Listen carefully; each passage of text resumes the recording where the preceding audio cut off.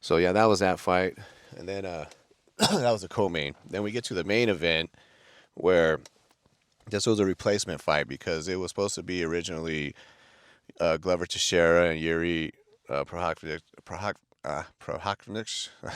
I know I didn't say it right. I butchered it, but Glover and Yuri were supposed to have their rematch for their title fight that was in the summer. Yuri pulled out with a horrible injury to his shoulder, so that was canceled. And then Glover was offered to step in on short notice to fight Ankalaev because he already beat Jan in the first rounder, made it look easy. Ground and pound, tapped him or TKO. I can't remember exactly, but he finished him first round.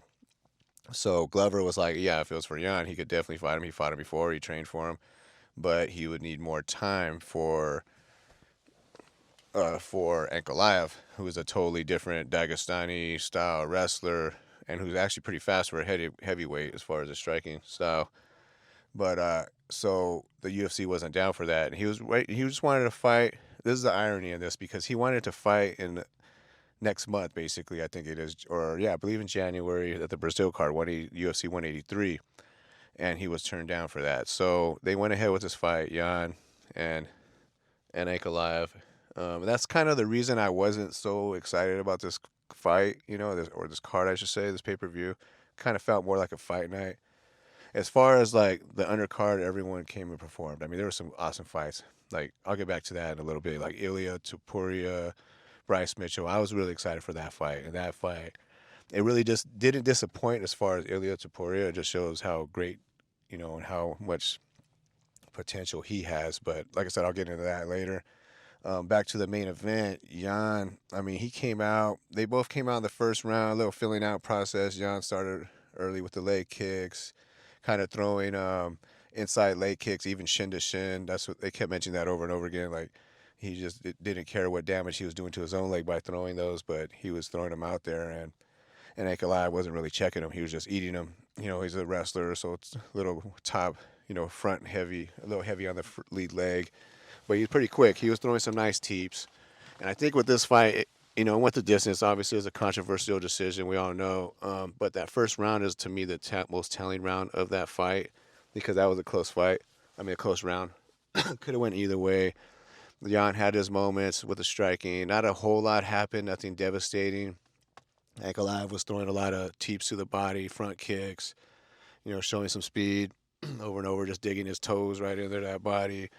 So I mean, that was a tough fight, a tough round to score. At the end of it, I was thinking Ankalaev edged him. When I was watching, but I mean, it was really close. It really could have probably went either way. It wasn't really like nothing dominant happened from either fighter. And the second and third round is when Jan really turned up the heat on the leg kicks, both inside and outside leg kicks, and really did a lot of damage, noticeable damage to Ankalaev, where he was at one point I thought the fight was going to be stopped, or he was going to not be able to continue because Jan would land a kick and he would stumble or he would almost fall down and just keep his balance and switch stances, and he just looked like he was in some serious trouble there for even finishing the second or third round, honestly. But that to Ankalaev's credit, he was able to, because he wasn't able to really get takedowns up until that point. He didn't like shoot crazy, like he wasn't shooting like recklessly or crazy, or he was just kind of just. It was like the first couple of rounds, it seemed like he wasn't really going there until became desperation mode for him when he was just eating so many leg kicks where he was having a tough time just standing. He was limping around the octagon. The aesthetics of that does not look good. Like he actually did not a bad job in the third round, but I think a judge or two might have gave him the third round. I have to look at scorecards again, but honestly, as far as if you're going by damage, you got to be consistent. And Jan had to take those rounds just because of the damage that he did to Ankalaev's legs. He was just, he was chopping him down, and he threw a couple of nice body kicks. Like Jan was starting to get his timing, I think, pretty well. Second round, third round, and Ankalaev, you could tell after that. I mean, he was gonna have a tough time standing. Like I said, I thought the fight was gonna be over. Like, oh, it's pretty much done. Jan's gonna be champ. I can't believe this. It's crazy. Then Ankalaev turned on and finally turned on the wrestling, turned on his wrestling and started getting got Jan down and was able to kind of just hold him down. Didn't do a whole lot of damage on top, but the last two rounds, especially the fifth, was probably, I think, the tying judge, because it was a split draw. One for Ankalaev, one for Jan, and one a split. I think it was a 10-8 round in the fifth, which did make sense because he took him down early, held him down the whole time. Didn't do a whole lot of damage, but still just basically dominated the round. Jan didn't do much. I think he had an injury or something he might have had in that round. And so he wasn't able to really do much but kind of survive in that round. So, I mean, ultimately, a lot of people thought this fight was a robbery as well. Like the two last decisions were iffy and crazy. And who wants to draw when this is actually for an interim title fight, title bout?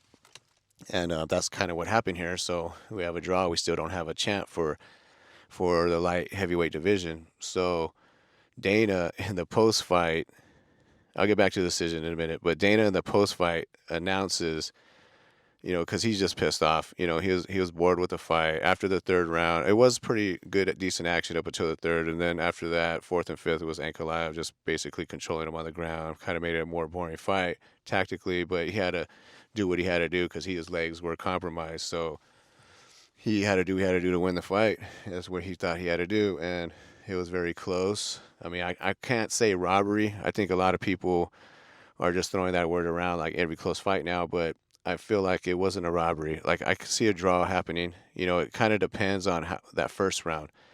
Like 2 and 3, I feel like you have to get it on just for the damage to the legs that he caused, and 4 and 5 were, undoubtedly Ankalaev's rounds because he dominated on the ground. So the fifth round, could be 10-8, could be 10-9, whatever, but he definitely won the round. So it all goes down to the first round. Like a couple judges, I think, gave Jan all three of the first rounds. So with that being said, then that kind of does show that the draw makes sense, or even Jan, winning, depending on how you score that fifth round, 10-9 or 10-8 for Ankalaev. But I kind of think that, I mean, I don't know. It was a close round. Like I said, when I first watched it, I thought Ankalaev pulled out the first round, like he edged it out a bit. But I mean, if you score that for Jan, then I could see a draw. I mean, it does make sense. Which, like I said, it sucks. It leaves the title in limbo.